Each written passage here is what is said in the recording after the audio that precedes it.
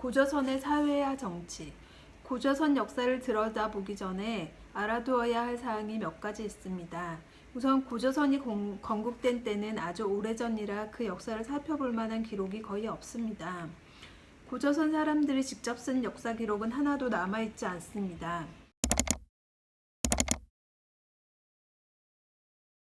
오랜 시간이 흐른 뒤인 고려시대의 일연의 삼국유사, 이승훈의 제왕운기에 고조선의 역사가 간략히 쓰여 있기는 하지만 단군 신화를 중심으로 한 단편적인 내용뿐입니다. 중국의 역사책에 고조선에 대한 기록이 일부 남아있기는 합니다.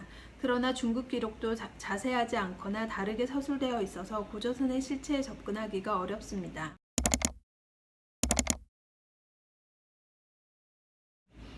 예를 들어 고조선의 건국 연도만 해도 여러 가지로 해석됩니다.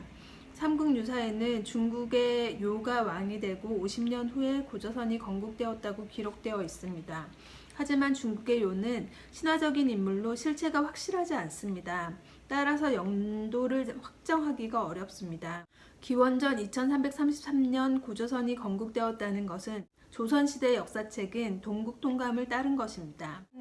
이는 고조선의 건국 연도에 대한 여러 의견 중 하나를 선택한 것일 뿐입니다.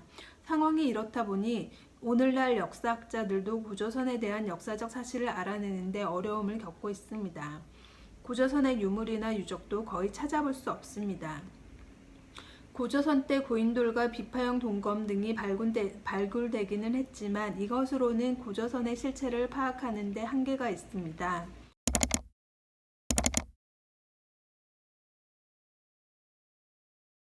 흔히 고조선은 우리 역사에서 최초로 생겨난 국가라고 말합니다.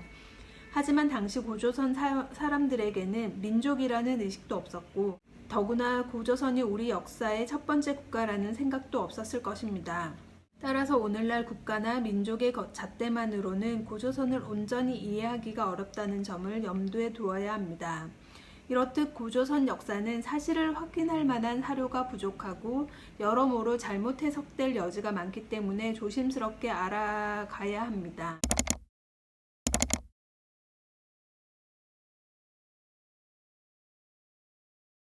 중국 역사책 한서에는 초기 고조선 사회를 엿볼 수 있는 기록이 있습니다. 한서에 따르면 고조선에는 8가지 범죄를 다스리는 법, 8조법이 있습니다. 그 가운데 3가지가 전해지는데 1. 사람을 죽인 자는 즉시 사형시키고 2. 남에게 상처를 입힌 자는 곡식으로 그 죄를 갚게 하고 3. 도둑질한 자는 노비로 삼는다는 것이 그 내용입니다. 법은 국가체제를 이루는 데 중요한 요소입니다. 법이 있었다는 것은 지배자가 그만큼 강력한 권한을 지녔으며 나아가 사회의 질서와 규칙이 자리 잡았다는 뜻입니다.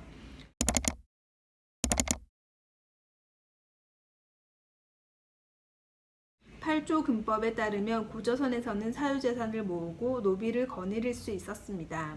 계층이 또렷하게 나뉜 신분 사회였다는 뜻입니다. 고조선 사회의 신분은 크게 지배층 귀족, 평민, 노비로 나뉘었습니다. 지배층 귀족은 토지와 노비를 소유했으며 도읍을 관리하거나 국가를 다스렸습니다. 평민의 생활은 여느 청동기 시대와 크게 다르지 않았습니다. 평상시에는 공동체에서 농사를 짓고 가축을 키웠습니다. 고조선은 세력을 넓히기 위해 다른 세력과 자주 싸움을 치렀는데 이때는 병사가 되어 전쟁터로 나갔을 것입니다.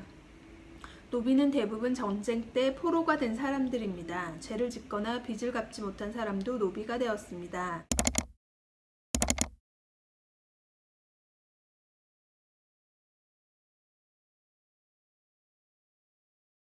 고조선은 만주와 한반도 유역의 어느 정치 세력보다 훨씬 강력하고 안정적으로 성장했습니다.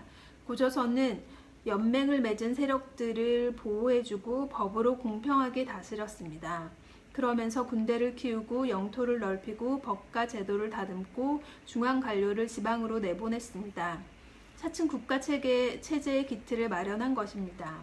한편 중국에서는 3500년 전쯤 상나라 때부터 동물의 뼈에 새긴 상형 문자, 갑골 문자가 쓰이기 시작했습니다. 갑골 문자는 점점 글자 수도 많아지고 모양도 다듬어져서 기원전 쯤에 완성된 문자 체계를 이룹니다. 이 문자가 바로 한자입니다.